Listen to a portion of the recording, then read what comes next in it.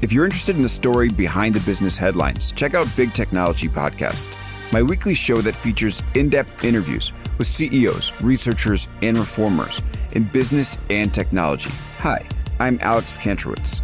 I'm a longtime journalist, CNBC contributor, and the host of the show. I empty my Rolodex every Wednesday to bring you awesome episodes, so go check out Big Technology Podcast. It's available on all podcast apps. Would love to have you as a listener. Break language barriers instantly by translating up to 44 languages in real time with the HP AI PC, powered by the Intel Core Ultra processor. With the right tools, work doesn't have to feel like work. Learn more at hp.com/AI PC.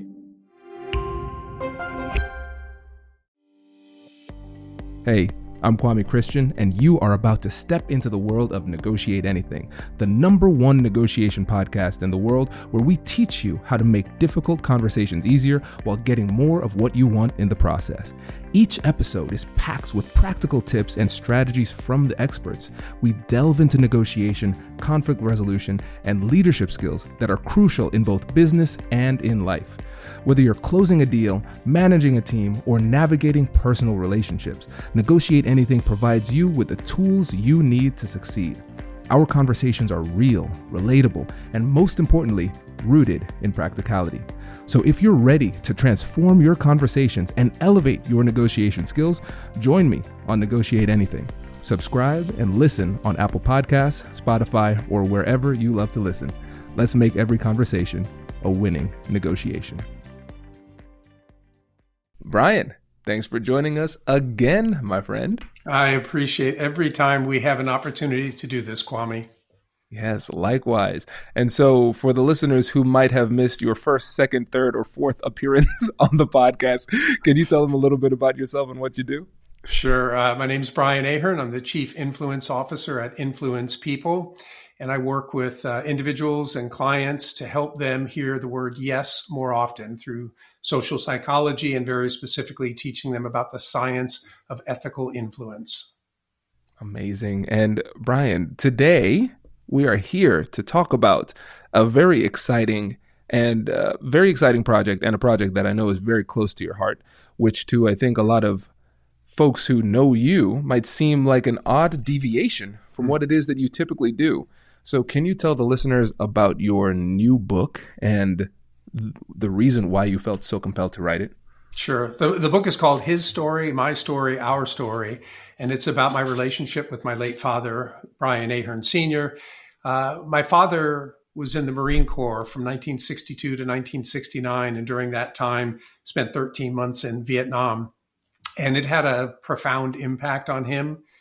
People weren't talking about PTSD back in the 60s. And ultimately, I think his struggles in trying to cope led to the downfall of the marriage with my mom, a lot of turmoil growing up. And when he passed away in the year 2020, I decided to write a book about our relationship because we had overcome a lot of difficult times and we were actually in a good place at the time of his passing. And as I wrote the book, I learned a lot about PTSD and was able to have a lot more grace and empathy for my father, not dismissing the bad things that he did, but still having grace and in terms of thinking, wow, how would I have been if I was over in Vietnam at 22, 23? And I don't know how I would have responded coming home. So that's what the book is about. It follows our relationship, but it also kind of looks at my life and his life separately too. And he also wrote a lot about his time in Vietnam. So you get firsthand account of his time in the Corps and the time over in Vietnam.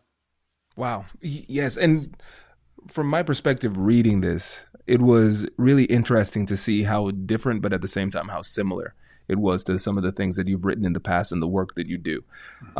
Because for you, as somebody who is a master of sales, persuasion, and influence, I can see so many of the methodologies, but also your heart-centered approach in so many of the conversations that you're having in this book with your father. And one of the things that I know you've mentioned you want to have as a goal for this book is helping people who have folks who are in the military that are in their lives, helping them to understand how to empathize and connect with those servicemen and servicewomen who are serving their country. But there's an emotional disconnect sometimes that makes it tough for people to connect and truly understand and empathize. So can you tell the audience a little bit about that particular barrier that people might have in these types of conversations? Well, I think human beings, first and foremost, we are always more concerned about ourselves than we are anything else. I mean, that's just the reality of how we live our lives. How is this going to impact me? When you have somebody who has served in the military, and in particular, you ratchet it up a notch when it's a Marines because of that whole culture they have. And now you bring it up another notch because of the experience in combat. You can't really understand that. You can kind of know about it, but to understand it at the heart level, you're not going to unless that other person begins to open up and you really allow yourself to start thinking, how would I have responded in those situations? And so the disconnect, I think, Kwame, is growing up, it would have been really easy for me to just think, man, my dad's an ass. And he was at a lot of times, but I had no understanding of what he had been through. And then, of course, I think for the person who has served, they go through some things that they don't want to talk about. And I can understand, when my dad finally opened up and some of the things he shared, I can understand why he did not want to relive those. He wanted to put them in a box and put them as far away as he could and try to enjoy the life that he was having after Vietnam. But the reality was it was still there and it was still impacting him, which meant it was impacting my mom, me, and my sister. And as I grew up and I understood that, I started pressing. I wanted answers. I wanted to know some things. I might have pressed a little bit too hard. Hindsight's 20/20, but I am glad that I started moving in that direction. So the disconnect can be, well, this is all about me, Dad, and about how it affected me. I wasn't thinking so much about how it was affecting him. It was just too hard at that time. So my advice is, the more your listeners can step outside of themselves and try to prioritize that other person in terms of understanding them, then I think if they respond, you'll start getting what you want or what you need out of those conversations. I agree 100%. And when you think about it, that's central to all of the difficult conversations we have, right? Just naturally, inherently, we are a bit egocentric and self-centered in terms of what it is that how we navigate these conversations. So in these conversations, these interactions, we're often just wired to focus on what's in it for me. What is it that I want? What is it that I need? Now, when we take it to these conversations, there's an additional barrier because this is much easier said than done. And you've chronicled that in the book because, it's easy to say, focus on the other person. But we also have to recognize that the person who served, who might be dealing with PTSD or other forms of trauma, they are feeling it emotionally. But then the person who is their family, their friend, their spouse, their loved one, their child, whatever it happens to be, they're also feeling it too. Because this is a situation that impacts everybody involved. So it sounds like there's a lot of self-work that needs to happen in order for us to prioritize the other person in the conversation. So when you look at your experience, what was the self-work that you needed to do to even get to that point where you could prioritize your father in that way? Well, one of the big things, and I wrote about this in the book, is I was reading a book called The Body Keeps Score by Bessel van der Kolk, I think it is. And that's what really started to drop things from my head to my heart. Things that I intellectually knew, like I knew my dad was in combat and I knew certain things. But somehow having read that book and him talking a lot about Vietnam vets and their inability to express what was going on inside of them. And so it still would come out somehow, some way. Sometimes it came out in my dad's case, it was abusive behavior towards my mom. It was infidelity. It was staying out late, shooting pool, drinking beer, getting in fights, stuff like that. Others use it, they channel it maybe through art. And I don't know about you, Kwame, but there have been times I've looked at art and thought, whoever made that must be whacked. What's going on inside of that person? And now I have an understanding like that is the expression of something they cannot put into words. And the more I started to understand that, the more empathy I started having for my father. And, the book opens up with an unfinished letter that I was writing to him. And I say, as I was reading the book and I would think about my dad, I would just cry because I just thought, 23 years old. Think about when you were 23, Kwame. And for me, that was a long time ago now. At 23, we think we know what's going on, and we really don't know much. But at 23, for him to have experienced what he did and come home and have 2 young kids and the responsibilities and all the stuff that was going on, I have no clue how I would have reacted in that situation. And so for me, that really started helping me tremendously to have more empathy for him. Let's actually talk about the letter, Brian, because that's one of the things that started off the book. And just, can you tell the audience a little about the letter and the impact it had on you just going through that process of writing it? Hello, my friends. Before we get back to today's episode, I want to ask you a question. Have you ever wondered how to elevate your team's negotiation game and how you can help the folks on your team have better, difficult conversations? At the American Negotiation Institute, we offer transformative keynotes and workshops tailored to empower professionals with top-tier negotiation and conflict resolution skills. Whether it's a keynote for your next event or hands-on training for your team, we've got you covered. Don't just negotiate. Master the art with the American Negotiation Institute. Click the link in the description to find out more. Elevate, negotiate, and succeed.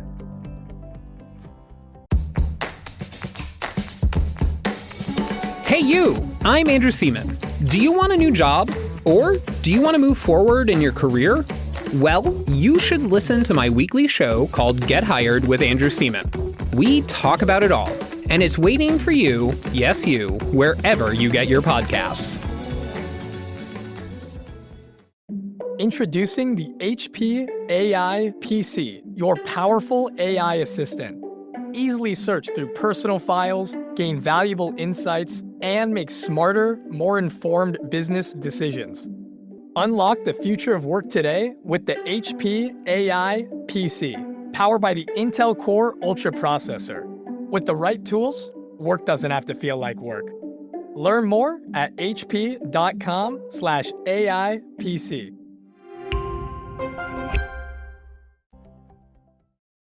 Just imagine this, Kwame. If you were to sit down, you love Whitney, and you can talk about that. But if you sit down and really begin to focus, to put your thoughts about your feelings for her on paper, you start feeling differently. And you probably would have tearful moments. You'd probably have moments of elation and how happy you are. And well, now let's take that and just shift over to something that's not so enjoyable maybe, but to try to ponder that other person and what they went through and seeing, friends killed, all the things that you go through in combat. It's hard. It's really hard. And it's hard.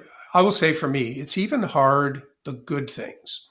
There are times where I have difficulty expressing how much I love Jane or how much I love our daughter, Abigail. I can do good things for them and they're rooted in that love. But sometimes trying to verbalize it can be almost overwhelming emotionally. And so again, if we think about somebody who's been through the trauma of the service and combat, and how much harder must it be for them to start talking about some of those experiences, because most of the time they're very painful and nobody wants to voluntarily move into that pain again. You lived it once. You don't want to move into it voluntarily again. That's real, because that helps us to understand why sometimes the way that people choose to process this is by not sharing. And one of the things that you recognized is that it took years to get your father to a place where he could share, but based on what you said in the book, you felt like it did help.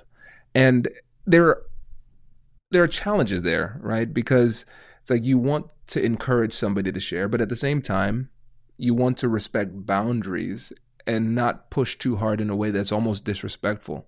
And so in your opinion, how can somebody balance that desire to be there with also the respecting of somebody's boundaries? If I had it to do over, and knowing what I know now and having those conversations with my dad, I would have tried to frame them a lot more in Dad, I love you. And I am so thankful for all that you've given me in terms of discipline and teaching me right and wrong and all of these things. But there's parts of me that I don't understand and parts of me that I'm struggling with. And I know that being raised by you, some of that, there's something there that I need to understand. And when you're ready, I hope you'll be willing to open up and start talking about some things. And I know they may be painful, but they will do so much good for me to help me be the man that I want to be, the husband I want to be, the father that I want to be. And that's how I think I would have approached it. And I really hope, Kwame, that the other person would be thinking about, well, there's not many people in the world that I love more than my son. If I'm going to do anything for anybody, why wouldn't I do something for him, even if it's painful? That's how I think I would approach it differently. When I was 30 years old and we started having those conversations, I wasn't thinking that at all. He just did some things that angered me to the point where the lid came off. And I was just, all of a sudden, I started thinking and feeling all these things that I hadn't thought or felt when my parents were going through their turmoil. And I just was kind of demanding answers. And so the conversations were pretty hard.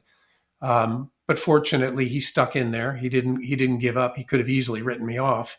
And ultimately, I think he started to recognize it was good for him to think about the past. And that's why about 10 years before he passed away, he started writing the document that's included in the book. He started to realize it was therapeutic for him to think about his past and the time in the Corps. And so we wiggled our way to a good place. And it took some time, but years. I think, yeah. And the point is, though, you took that time and you did not give up. And I think a lot of times we have this microwave mentality where we say, all right, there's an outcome that I want and I want to get there as quickly as possible. But when it comes to sensitive situations like this, and when it comes to people, a lot of times the desire to do this quickly and get to the conclusion quickly is exactly what makes it take much longer than it needs to. Because the person feels disrespected. They feel as though you're taking away their autonomy and their agency, forcing them to do something that's uncomfortable. Yeah. And I love the reframe that you have now. If you were to go back in the past, the different approach that you would have used, it's more, and tell me if I'm conceptualizing this the right way, Brian. It sounds like, first of all, you are framing this by clearly stating your positive intent and clearly stating the how you see the person in a positive way and exactly what it is you hope to accomplish with these interactions. But you're not forcing him to engage in these conversations. You're just setting the table and extending an invitation and letting him know that you're there whenever he's ready. Yeah. I wrote in the book about how much I admired my dad growing up. I mean, he just was a stud of a person. He was the kind of guy that when he entered a room, you knew he was there. And I should have been able to express some of the things about how proud I was that he had served in the Marine Corps. When I see his picture and I think about what he did, how proud I was, when I would see what he was doing in business and his intelligence. And so I could have expressed a lot more of that. Of course, when you're growing up and you're young, you're not really thinking about that. Again, the whole world revolves around you. So I wish I could have, if I had expressed some of those things, it might have made it easier for him to open up. But as I wrote in the book too, when we finally got to this point where the lid blew off for me, I mean, I intellectually knew all these things, like he was unfaithful and he had hit my mom and certain things like that. But it was when I was 30 years old and we had a conversation on the phone and he blurted out, he just goes, look, I'm a good person and I don't care what you or anybody else says about it. And I know more about GD religion than you'll know in your whole effing life. I mean, he just exploded with that. And it caught me off guard. I was like, where is this coming from? I said, I've never called you a bad person. And he said, well, in so many words you have. Now, I think he was feeling conviction himself. But if I had been able to express that I loved him and how proud I was and all those things, I don't know that he would have probably responded that way, because he wouldn't have had any basis if he had known that I was always saying, I love you, Dad, and gosh, I'm proud of you, and things like that. That's powerful. And, it reminds me of some of the episodes we've done with Mike Reddington. If I haven't connected you with Mike yet, I need to. You two would vibe for sure. He does interrogation work. And one of the things that he talks about is how important it is to let the other person know that you do not see them as a bad person. And in that extreme scenario in the interrogation, he's even going as far as providing excuses. I know this might have happened, and I know you're under this pressure, and I know you probably felt this. So you're giving them excuses and seeing which one they latch on to. And I think the psychology is somewhat similar here, because what you're doing is you're anticipating the kinds of defensive responses that you might have. And although you might know the positivity of your intent, we can't assume that the other person feels that exact same way when they are recovering from trauma, and they might feel as though they are being targeted and picked on, when in fact you're just trying to be there to help. So I really like this positive momentum that we're starting with the conversation by reaffirming the fact that, hey, I love you, I care about you, and I admire you, taking it to the next level, because loving and caring, that's like baseline for a family.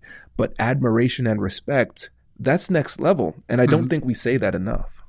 Yeah. If you think about like a coach, coaches say and do things that when you're playing can piss you off. And yet you get away from that situation. And I look back on my high school coach, who I'm still in touch with more than 40 years later. And I know that everything he was doing was in our best interest. And he, having grown too, says, right motivation, wrong methods, that he recognizes he could have done things differently as a coach. But the bottom line was still his intent for us was to make us the best players we could be and the best young men that we could be, so that we could be good citizens, fathers, etc., because most of us didn't go on to play ball beyond high school.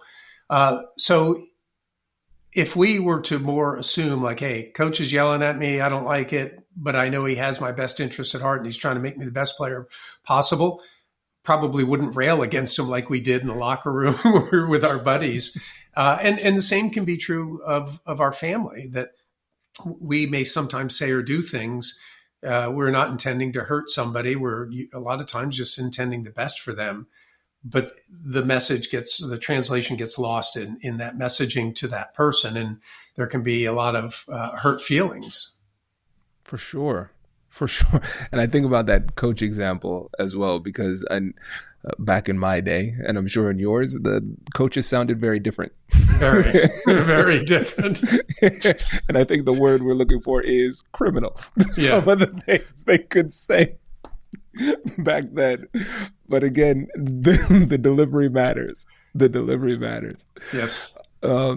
When I think about your these conversations that you had with your father, I'm sure there was a part of you that was probably thinking, you know what, it is better that I don't have this conversation. You know what, my dad does not want to talk about this. He'd rather just bury it deep in his soul. Maybe that's the way I should do this too, and I'll just try to process this on my own. And sometimes we find ourselves in a situation where, even though we try our best, the other person doesn't want to open up. We can't force them to. But then there are other situations where we don't allocate enough effort or intentionality to the conversation, and we give up too quickly. Like, we try one time, it didn't feel good, so I'm going to leave it for the rest of my life. So when we think about our motto at A&I, we say the best things in life are on the other side of difficult conversations. And so a lot of times people they can't really imagine that other side of the conversation, so they don't feel properly motivated to have the conversation. So for you, speaking as somebody who has gone through it, who has dedicated years of your life to trying to break through, and then having made some inroads, when you're thinking about the people who might say it's not worth it, what do you have to say to them so they can understand that there is something worth it on the other side? I look at it from the perspective of faith. And there are a lot of times we go through things in life. We don't have a clear path. We don't know what's on the other side, but we know it's the right thing to do. And so we persist in that. I will say, as a personal example, early in our marriage, Jane and I struggled a lot, and it would have been easy to bail. And if somebody would have said, hey, Brian, you got to have faith because this is what it's going to be like on the other end. And I will tell you, Kwame, our marriage is amazing now. The way that we get along, how much fun we have, just the two of us. And the things that we do together, I would have missed out on the best experience of my life, which would have also included the birth of our daughter and now soon a grandchild. I would have missed all of that if I would have said, it's too hard. I'm not going to put in that effort. If there's anybody or anything that's worth too hard in the effort, it's family. It's the people that we love. We don't get to choose our parents, but they are our family. And so I think doing what we can to work on that relationship. With my dad, it was, I wasn't hammering him all the time, but I also knew until we kind of get this elephant out of the room, I can't just be happy-go-lucky, have a few beers, play some golf, tell some jokes, and act like everything is good. This was hanging right in front of me, and I felt like I needed answers. So the difficulty was over the years, we still continued to get together, but it wasn't the same. And sometimes I didn't look forward to it. And Jane could see when I was changing, if I was getting all bound up, she could just see the changes that were happening. And so I wasn't about to let it go, but I wasn't, every time we got together, I wasn't like, okay, Dad, we got to talk. He started opening up when he was ready. And it was probably about 15 years ago, somewhere around then, when we were on vacation and he gave me the document that's included in the book. And he said, I think this might answer some questions. Maybe it'll raise some more. We can talk about it when you finish it. And it was the document about his time in the Corps. So if I hadn't opened that up and if I hadn't pressed a little bit, he might have just kept going on the way he was, which was not even thinking about his own past. Wow. So, and again, this is the part that is a little bit art and a little bit science too, because I think it's very important that we explicitly articulated the fact that you're not badgering him every time. For the last 17 years, every time I talk to my dad, I'm bringing this up. That would be borderline abusive, really just like forcing somebody to talk about their deepest trauma, but you kept the door open. And I think that's really important. And also too, because I know there are going to be some people who listen to this who might say, well, that might have worked with your dad, but you don't know my dad. You don't know my mother, or whatever it happens to be. But it sounds like, and I'd love for you to speak to this, because it sounds like as you were preparing for these conversations, as you were getting into the right mindset, as you were trying to be more empathetic, that process of preparation was cathartic and healing to you in a sense. So even if the conversation never happened, you would have been a better, more self-aware person as a result of just preparing for the conversation. Yeah, I learned to temper my expectations. I got to a point where I thought, he may never end up being the person I would like him to be, at least in terms of like his openness and things like that. But I can still enjoy being around him. And so we would go down on vacation and we would spend time together. And I would enjoy the time. And I knew that he really looked forward to it. I could tell by the way he hugged us and how happy he was when we first got there that he so appreciated our time together. So just over time, you have to adjust your expectations. People will not be who you want them to be. We have to learn to accept them for who they are. And I appreciated that he at least had tried. To the point about somebody thinking, well, you don't know my dad. I would say you don't know my dad. Again, think about this, 7 years in the Marine Corps and how hardcore you become with that. And being a combat veteran. And I tell you, Kwame, I never saw my dad back down to anybody. If he thought you were cheating him out of a dime, he was going to be in your face. And I will share this story too, that when we got to the point where we sat down to have this conversation, we kind of met in a neutral place between where he lived and where I lived. It was a restaurant. And he could not understand why I wanted to rehash some of the things of the past. So I said, Dad, what would you do if I hit Joe? That's the lady he ended up marrying. He was married to for 38 years before he passed away. I said, Dad, what would you do if I hit Joe? And he leaned across the table and he looked at me and he goes, I will, and you can bleep this out if you want, but he goes, I will fucking kill you. And I said, what if you found out it was 5 years ago? He goes, I don't care when it was. If I ever find out you laid a hand on her, I'm going to fucking kill you. And I said, well, good. Now you know how I feel about the divorce. even though it was 12 years ago, it's right now for me, and I want to talk about it. I share that story because there aren't probably too many parents who will say what he said to me and mean it. That's the thing. I could see in his eyes and the intensity. It didn't matter that I was his son. The most important person in the world was her.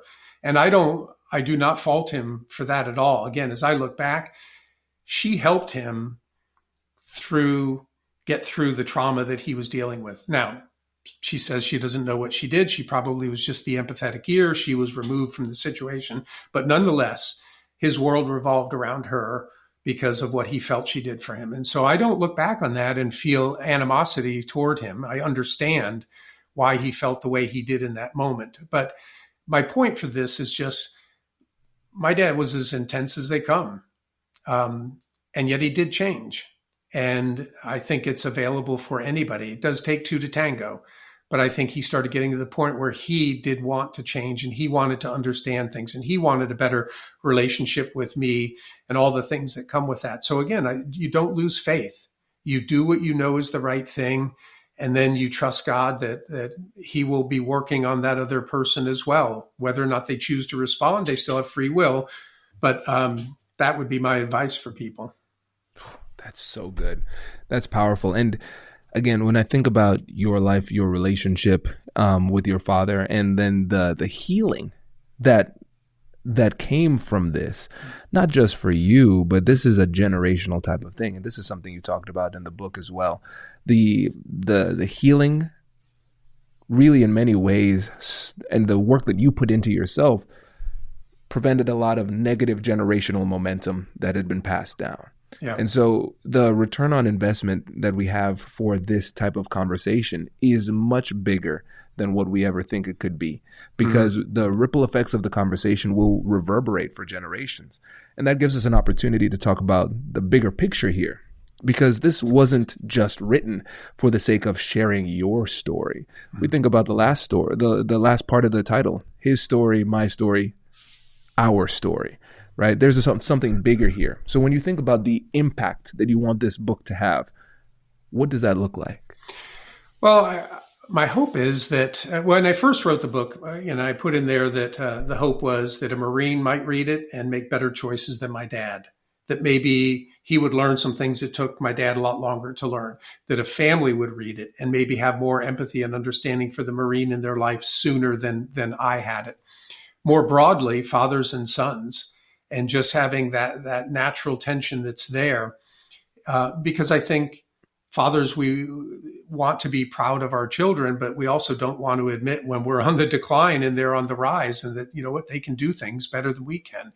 And I think that was tough for my dad as he got older and I was, on the ascent. But then also the family aspect. And for me, the family aspect was wanting to, as I said earlier, be the best husband and father that I could. So that when we're raising our daughter, life has enough challenges. I don't want to lay any more burden on her because I'm not thinking about who I am. And same with Jane. And so we were very intentional in terms of how we raised Abigail, and you've had an opportunity to meet her. She's a wonderful person, special. And the best confirmation I could have gotten, Kwame, was few months ago when we had been walking around uptown and then she stopped by the house. We were just sitting out on the front patio and she was thanking us because she said, I've had a great life. She goes, I love this house. This is the house I grew up in. I love this neighborhood. And I know I'm loved by you guys and I'm loved by God. And she said, I wouldn't change anything. And it's not to say we didn't make mistakes along the way, but everybody will, but for your son or daughter to say you did it right, man, that meant a lot. That means everything. Yeah. That means everything. Wow. Brian, thank you so much for joining us.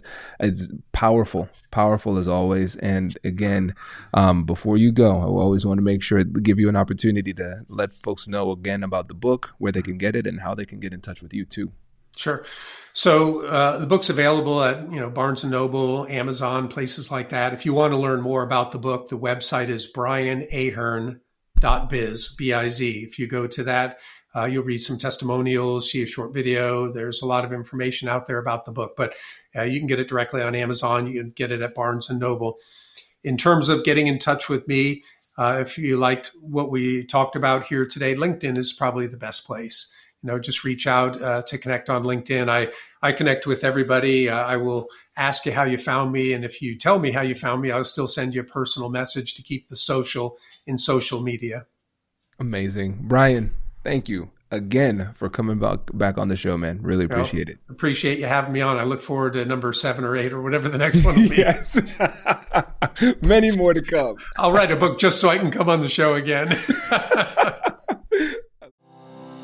Congratulations, you've just joined an elite club. By listening to a full episode, you're now officially on the Negotiate Anything team. So welcome aboard. What most team members do is they subscribe to the podcast because that allows them to automatically get the latest episodes of the show. The best things in life lie on the other side of difficult conversations. Keep learning, keep practicing, and keep getting better.